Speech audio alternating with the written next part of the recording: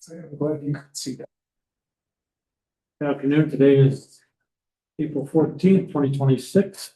If everyone would say I pledge allegiance to the flag of the United States of America, and to the republic for which it stands, one nation, under God, indivisible, with liberty and justice for all. Okay.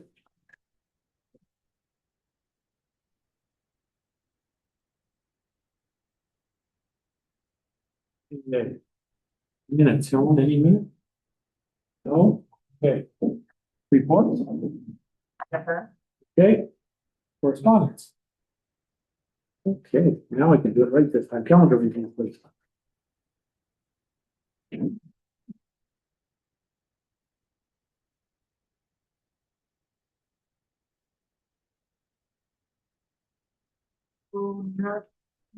Tomorrow. Tuesday, mental health local advisory committee meeting at noon, survey review at 30. So Haggerty's Friday. And Monday, there is Boulder City Council at 6:30 and Whitehall Town Council at 7. Anything else, Commissioner? Oh my gosh. Governor Gene Forte will be at Marksville tomorrow morning at 8 o'clock. The commissioners are invited if you want to go. Say hello. They like to have the local government on hand just for ER type stuff there. So he does a county a week or something, or a county a day. He just goes around the counties and stops at some of the more prominent businesses and yeah, just checks things out. So if anybody's around 8 o'clock tomorrow morning, Mark's Miller, 8 o'clock? 8 o'clock to 8:20 or something. It's just a little window he's there. Okay. So don't be late or he's gonna be gone before you get there. Yeah, take my granddaughter to Manning Christian, so. We'll be back. We'll be back till 9. That's all I have. Thanks, sir. So Corey, the Thursday night at 5:30, the school board is finishing their previous meeting. They ran out of time. And I got a little cryptic note. I don't know why, but I got a cryptic note from Scott saying everybody wants to come to that meeting. So if you want to come, it's Thursday, this coming Thursday at 5:30. 5:30, okay. He says people should be there. I think I'm in fire committee, but I'll see if I can make it. Okay. I don't know why, so. Commissioner reports, I'll start with you, Commissioner Curtis. Work with me, okay, I don't have a whole lot to report. Had a nice tour of the Basin TV repeater site on Friday. The roads were up there with our other board member, Judy Cologne, and a possible new board member. Vanessa Martin.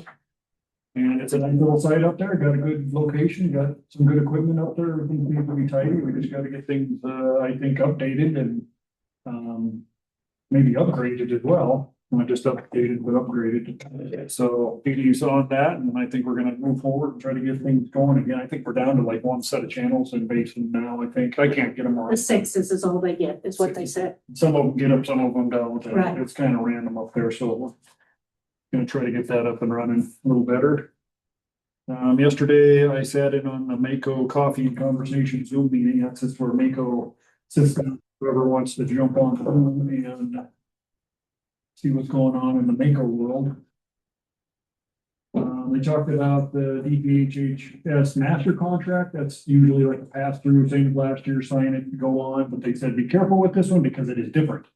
They've got some things in there, so Commissioner Haggerty, take note of that. If you see DPHHS master agreement come in front of you, do not sign it until we get a chance to look at it, because they changed stuff in there that we need to be aware of. I did see that thing, so it was in there. Is it there somewhere? Okay.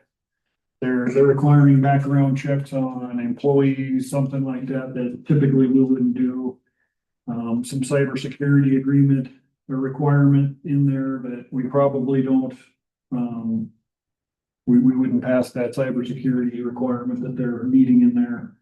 and some liability limits that Mako obviously knows what our liability limits are because they do our insurance, so there's some stuff like that that is changed in there that we wouldn't, if you just signed it, we would not comply with that, so be careful with that. I haven't seen it yet, so. They also said Mako members that are probably on the board don't go to any kind of a political event and say you're from Mako. If any of the commissioners that are on Mako that go to any political event, make sure you're a commissioner and not a Mako representative. So something must have happened there that Mako was getting pushed back on some political event. They talked about Representative Galt's new constitutional initiative push on property tax. I don't even know what you call it, just like a cap, almost trying to reduce, or not reduce, but keep property taxes from getting any higher. And it would put a 2% cap on county increase in revenue, so it would really hamstring the county, especially when inflation is more than 2% typically. Mako's watching that, and they don't think it's gonna get legs and go anywhere, but if it starts to move, then they'll jump in and we'll try to oppose it, but right now they're just kind of watching it. They also said there might be an initiative to put any special district levies onto a different, I don't know what you'd call, a different way that they count the votes. Instead of whoever votes, if you get at least 50% of all those votes, it passes. If what they would change it to is it had to exceed the 50% threshold of registered voters. So that would be next to impossible to pass any kind of a levy if you had to have over 50% of registered voters. What's our usual turnout on an election, Ginger? Is it even 50% typically, or? So for schools, like last year, our turnout was around 43%. We haven't had special district elections since the creation of the Jefferson Valley Rural Ambulance. So I can't tell you what the turnout would be for that, but I imagine pretty close to what the schools are. Our federal elections are a little bit more. In the midterm, like this year, it's right about 50%. I think it's 48% in 2022. So that would be very difficult for us to pass a levy if we can't even get 50% of the registered voters to vote.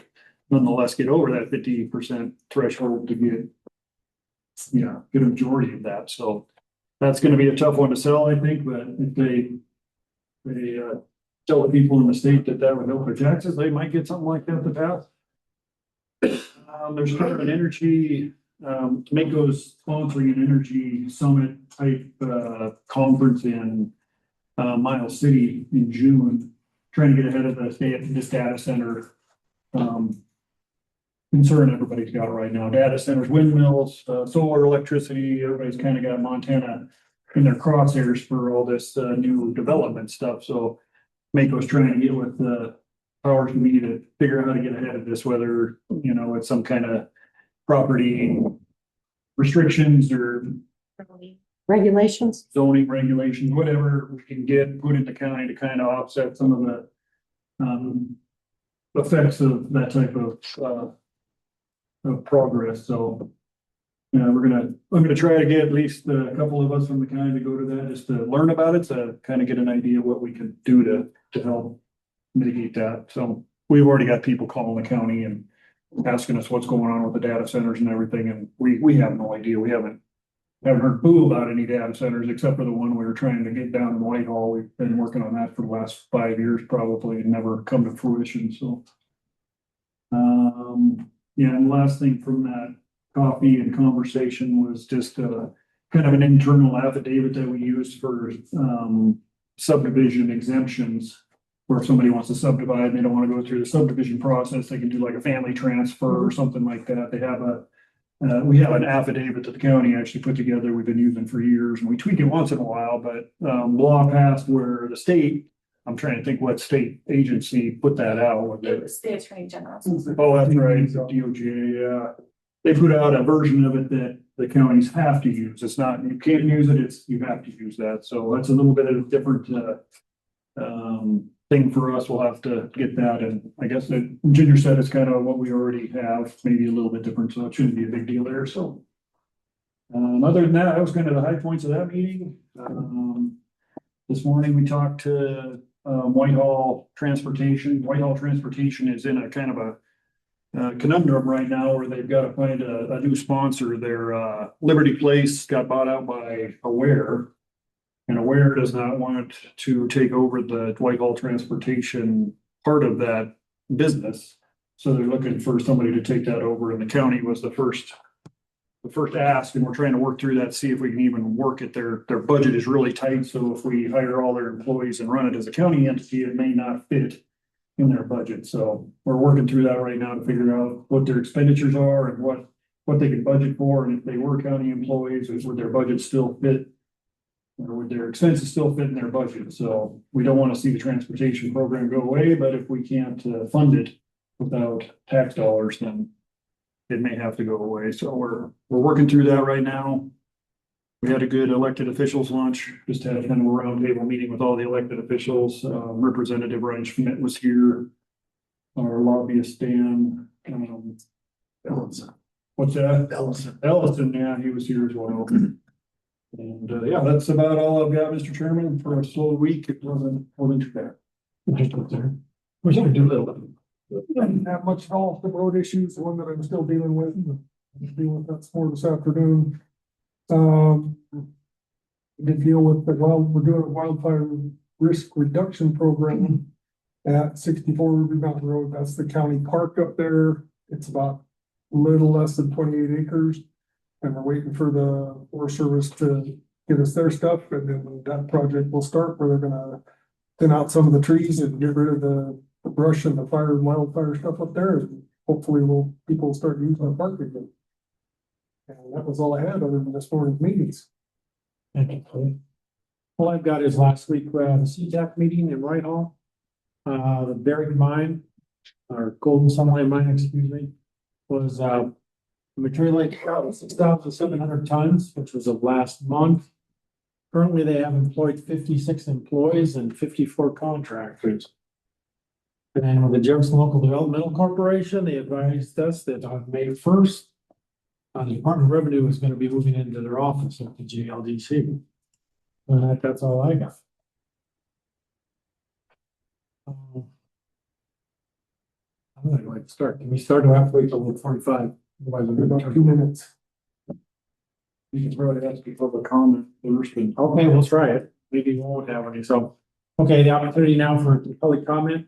If it's anything that's not on the agenda, but we can't take any action, but I ask that before you speak, that you identify yourself prior to. Is there anyone that would like to public comment?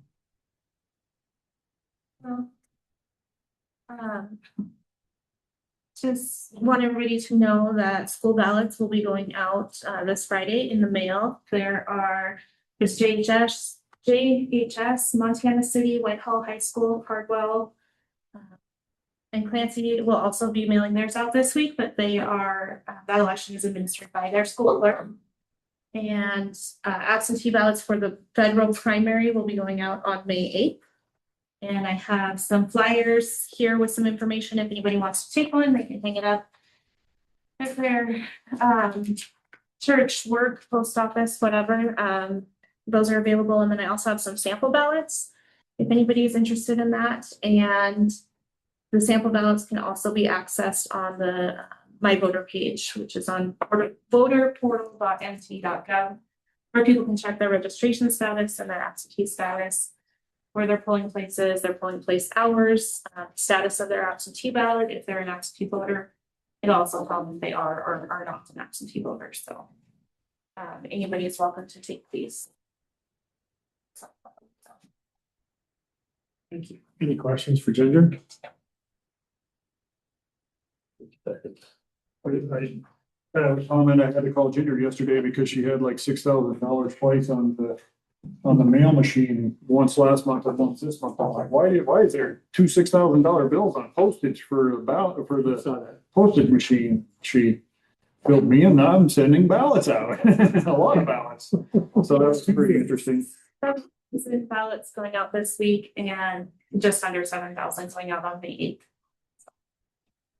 78 cents right now, it's going up to 84. We do have a discount when we pay 74 cents. It's a lot. Thank you. Okay, now's the time. Chris Edgington, Montana Trout Unlimited, update on the lower boulder of the Shaw Dam, repair and restoration of possible request to sponsor a DNRC grant. Thank you, Commissioner.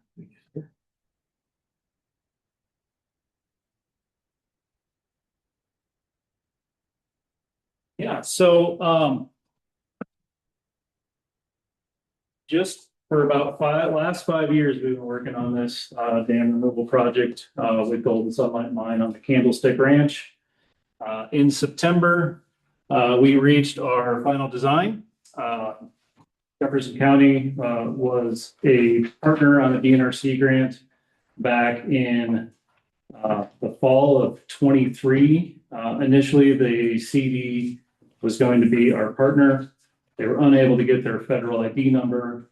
Thankfully, the county stepped in and supported that DNRC grant for $125,000. We provided the match.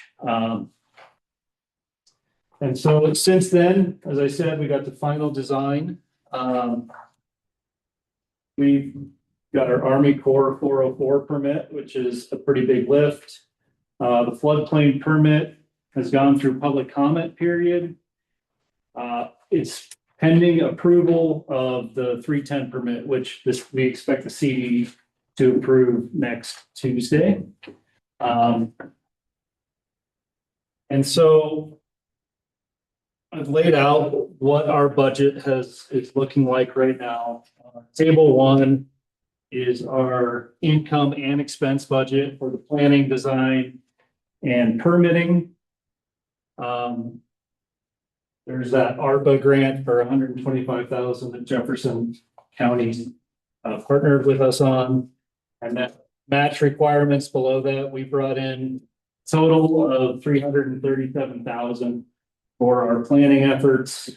We still are sitting on $44,500 for contractual work, and then a little bit of personnel, my time left through a grant through Resource Legacy Fund. That money is in a contract with SWCA Consultants to complete NEPA.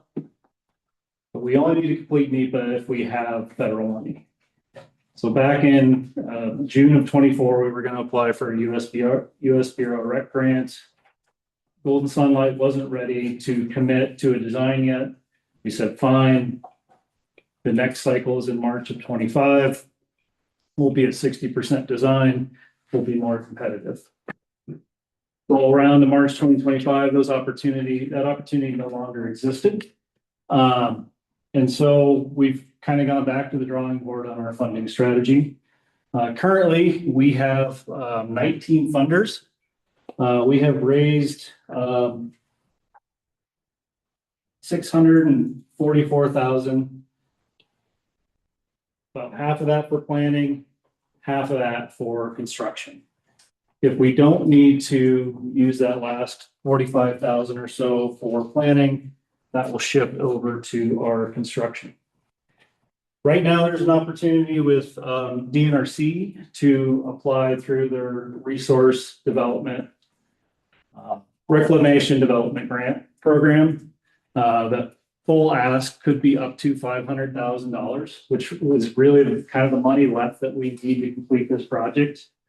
I know the county, we just closed our ARPA grant back in February, and you all sponsored a grant for the Jefferson River Watershed Council. And so initially I went to FWP to sponsor this DNRC grant, just to kind of spread out the responsibilities and stakeholders for this project, but they have been unable to say yes or even no to sponsoring that grant. They're getting hung up in the governor's office on that sponsorship. So I asked them for sponsorship on March 18th. So essentially a month ago. And so we're about a month out now from the grant. I don't have any concerns about getting it written. We have written a lot on this project. So what I wanted to ask today is if some of the money that we have outstanding right now does not come through, if we could apply with Jefferson County for the RDG grant. Currently, we're waiting to hear back on a Fish and Wildlife Service National Fish Passage Program grant. We asked for 450,000 there. On Monday, we'll hear from the DEQ 319 non-point source pollution program for a $300,000 ask. That was a very competitive spot. There were 31 applications for $1.5 million with a $300,000 max. So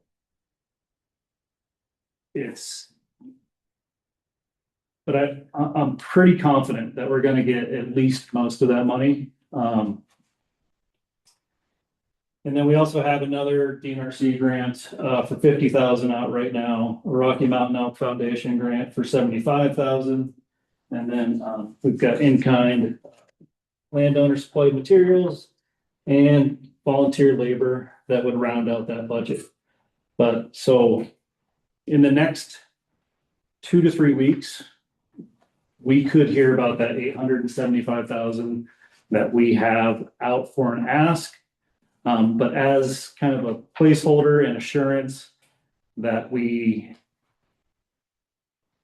make sure we try and bring in the money before we start losing money, we wanted to ask if you would sponsor that RDG grant. I understand that a lot of the upfront work you don't get reimbursed on because so MTU is happy to cover any administrative time that would be required to get that grant submitted, contracts made, MOUs signed, those sort of things. So I think that's one piece that maybe was, I wouldn't say overlooked last time, but this wasn't part of the program, and we want to make sure Jefferson County is whole. And that's really my pitch today, is to see if you'd be our partner. And then if FWP came through or those other grants came through, I could relieve Jefferson County of that duty.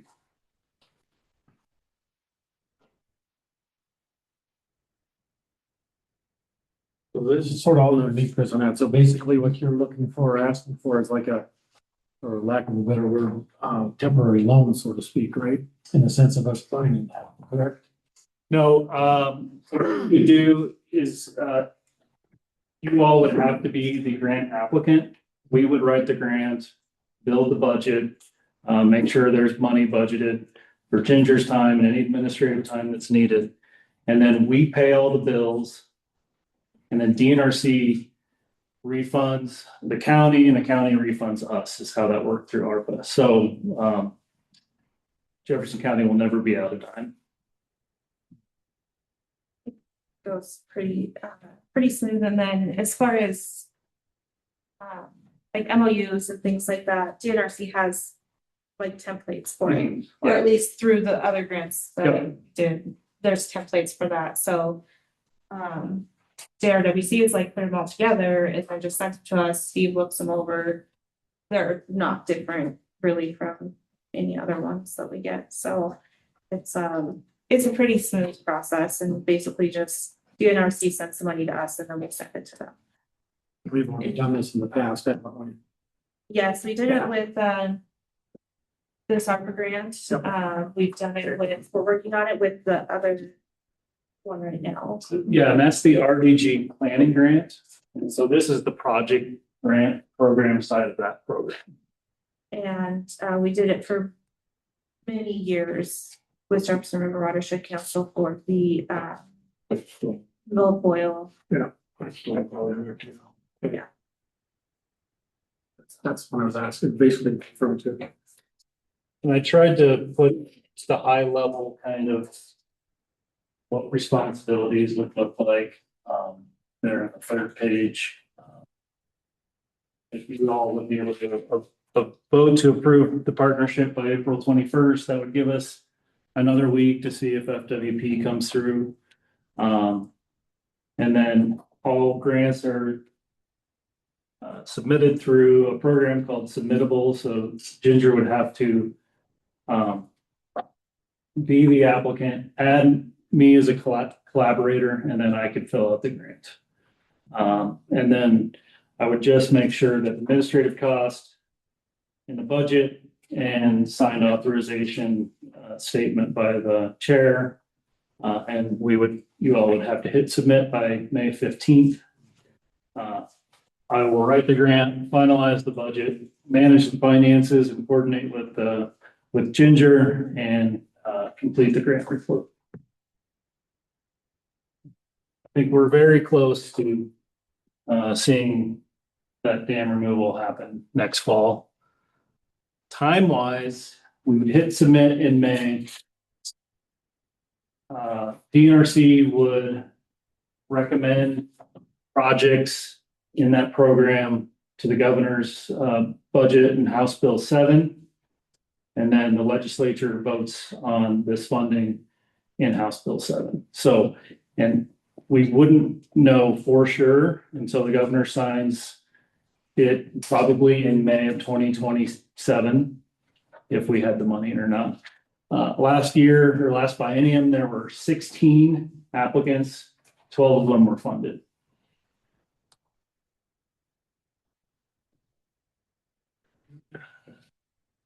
So we do this quite often, Mr. Chairman. Ginger's the one that's got to take the weight. She's got to. Right. She's got the heavy lifting. So whenever we do something like this, I usually look to Ginger and ask her if she's okay with it, if she has the time and resources to be able to do this. So with the ARPA grant that we just went through, we did at the beginning of that, set up a budgeted part of it for the county to get administrative costs out of it. And then at the end of every quarter, I would put together an invoice of what I did. And honestly, it was a struggle to come up with what was it, 2 hours? 2 hours of work that I could put into it that quarter because it took me 10 minutes to put an invoice together and make some copies to put it all, into documentation. So I don't have, and they do all the late work on it. It's just, we get the money and then we do a claim to that. It's very, very simple and.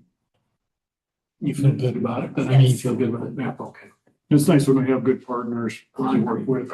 Chris does almost all the work, I think, and we just kind of sign our names and let it pass through the government. So it works out pretty good. It takes good credit. Yeah. Yes, right. Takes credit for it. Okay, any other discussion on that?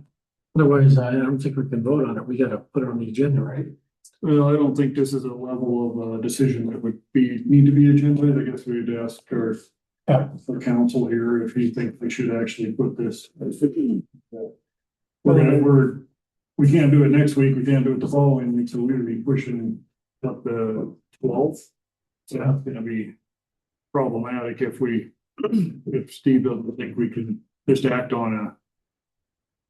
Well, on the agenda says it's a possible request, so people should know that it's coming. Right. Yeah, that's a good point. Yeah, we're not spending any money or anything. If it does need to be agendized, I mean, we could still do all the legwork and submittables and hit submit on the 12th. Yeah. Correct? Well, yeah. I mean, you could approve it on the 12th and hit submit on the 15th. That's not a problem.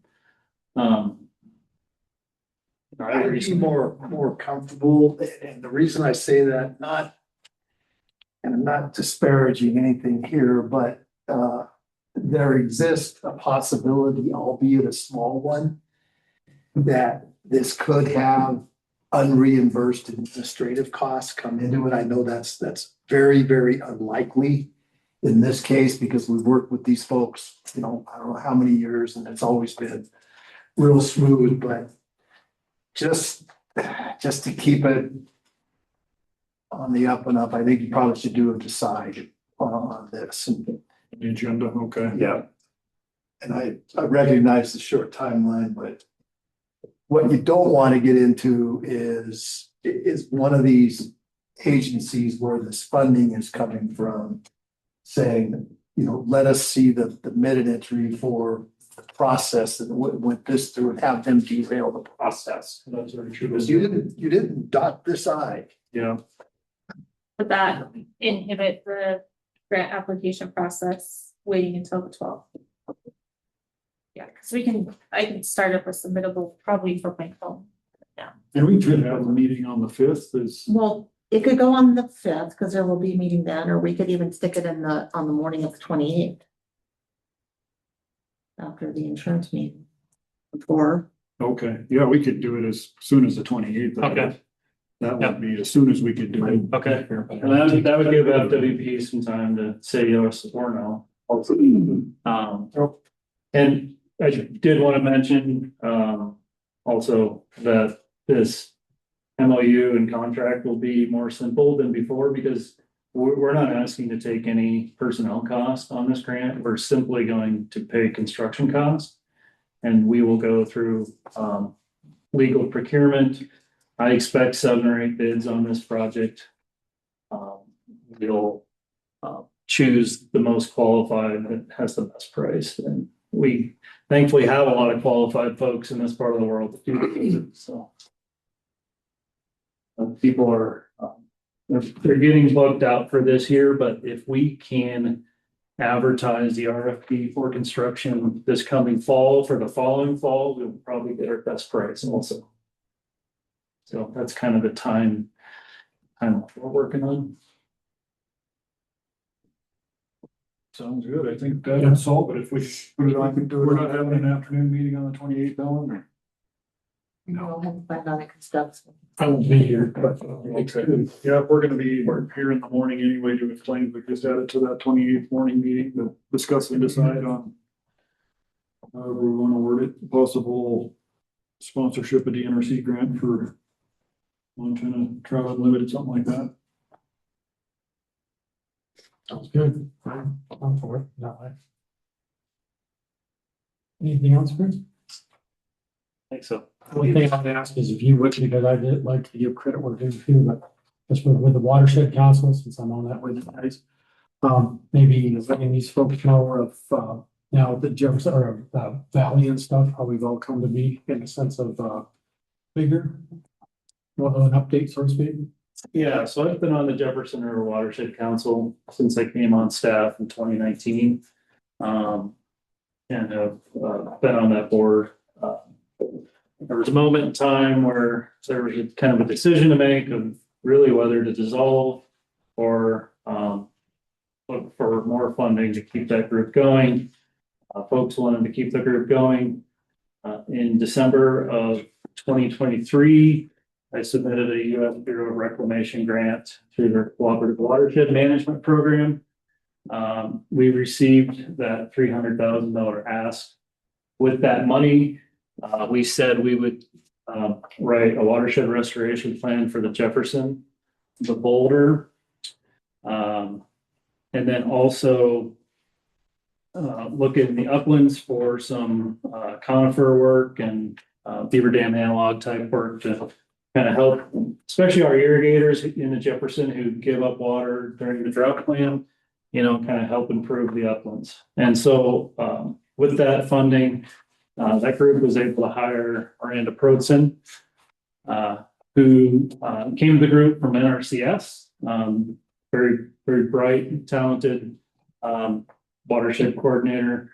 Lucky to have her in that position. We've gone through the process over the last couple of meetings of incorporating now the Boulder watershed in with the Jefferson River Watershed Group. I don't think our timing could have been much better. The day of our first meeting with Boulder folks was the day after the city selling water to the Crazy Mountain Golf Course. And so we had a lot of folks from the valley who were very interested in having an advocate for this watershed. And so Boulder is a main tributary to Jefferson. The infrastructure is there in the watershed group to kind of bring the Boulder into the fold. And I think it's going to be a great thing going forward. One thing I did not mention about this project is Miranda and I wrote a watershed restoration plan for the boulder that's submitted to the DEQ in December. It's out for final edits right now. It's going to be approved. That work made us eligible for the DEQ's 319 non-point source pollution program. So as you can see, this work is really all connected. What we're standing here talking about today, like the dam removal with the mine started, that conversation started in April of 2021. And then the kind of the rebuilding of the watershed group started in December 23. I would say as of January 2026, we're kind of now at full capacity because Miranda is now full-time. We were able to fund her position 60% with the Bureau Rec grant. The DNRC grant that you all sponsored for her got her to about 90% funded.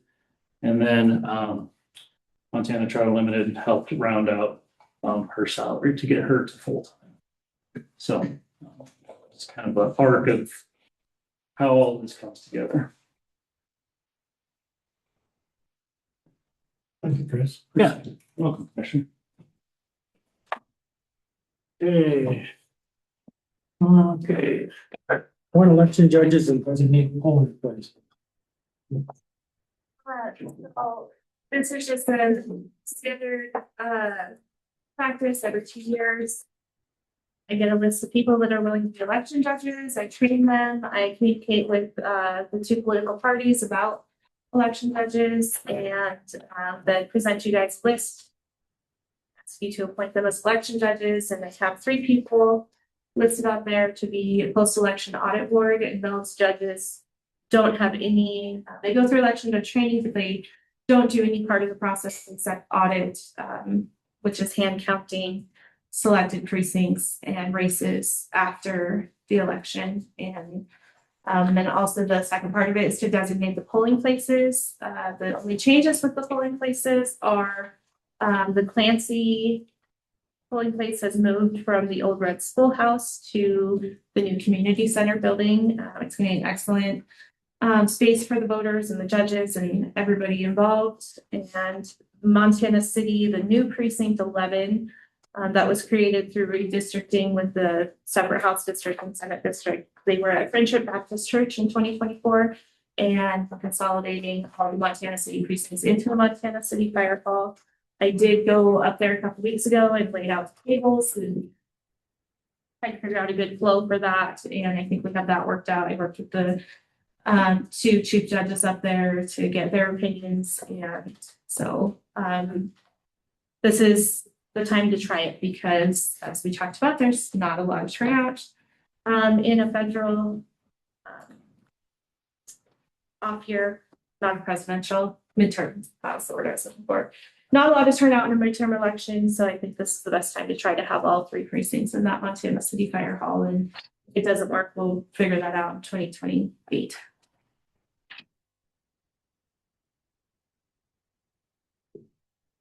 Many of those election judges have done it for years. There's also a lot of new election judges, which is kind of exciting. So.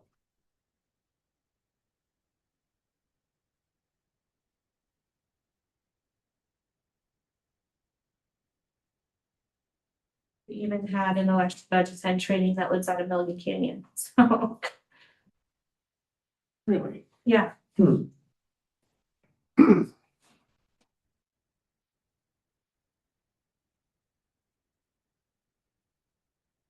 Looks good to me, June. Yes. I'll make the motion to appoint the given election judges and the polling places, Mr. Chairman. May I have a second? Second. Any other discussion? Not all those in favor? Aye. You don't need us to sign this, do you? Next one.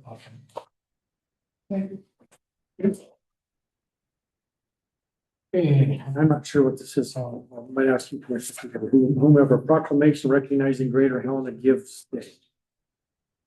He's got a Oh, proclamation, I just want to read it out loud, it's not self-explanatory. first page. Okay, we're not talking about a book. Okay, whereas Greater Helena Gives is an annual 24-hour community giving event organized by the Helena area community that brings together residents, businesses, and nonprofit organizations to support the well-being of communities across the region.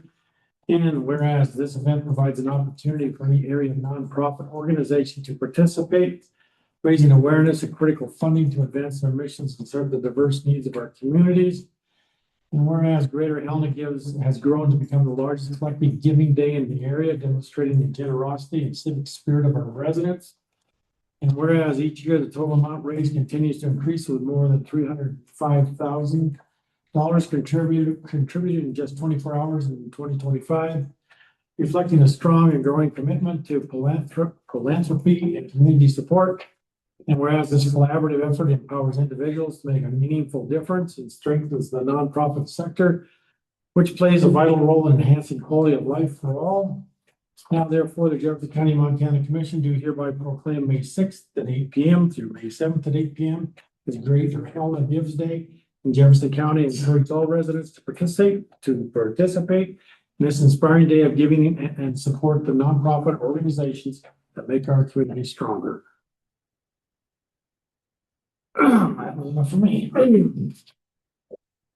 Hey, guess what? We need to entertain a motion.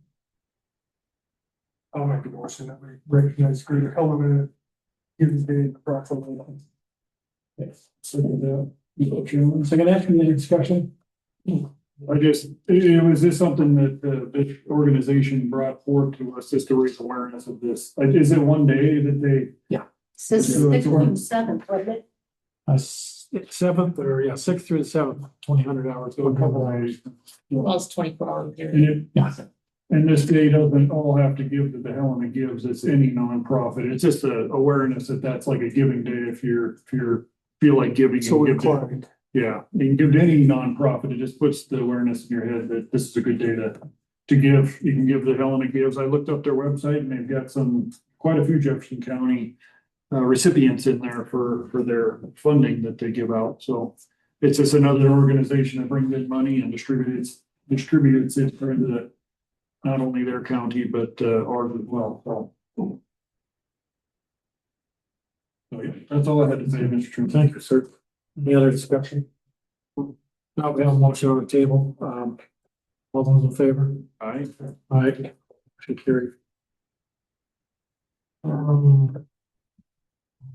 That's